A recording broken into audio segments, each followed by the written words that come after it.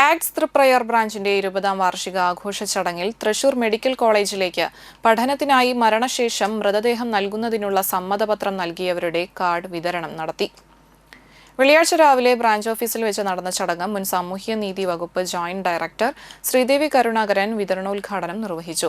Branch പ്രസിഡന്റും നാട്ടിക ഗ്രാമപഞ്ചായത്ത് പ്രസിഡന്റുമായ പി വിനു അധ്യക്ഷത വഹിച്ചു.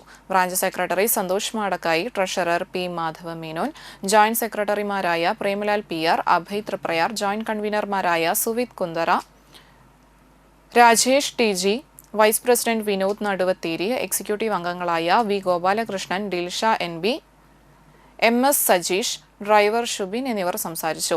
തെക്കോട്ട് മുരളി ഭാര്യ രമ, മകൻ ബിബിൻ, കുരുടിയാറ മൈത്രിധരൻ, ഭാര്യ ധരിത്രി, മകൻ ആകാശ്, ചെമ്പിപ്പറമ്പിൽ കൃഷ്ണകുമാർ, ഭാര്യ സുജിത, മുൻ Thalikkulam block member Mallika Devan, branch joint secretary PR Premalal, ഭാര്യ പ്രസൂന, മകൻ Athul, joint secretary Abhay Triprayar, executive അംഗം MS സജീഷ് എന്നിവരുടെ കാർഡുകളാണ് വിതരണം ചെയ്തത്.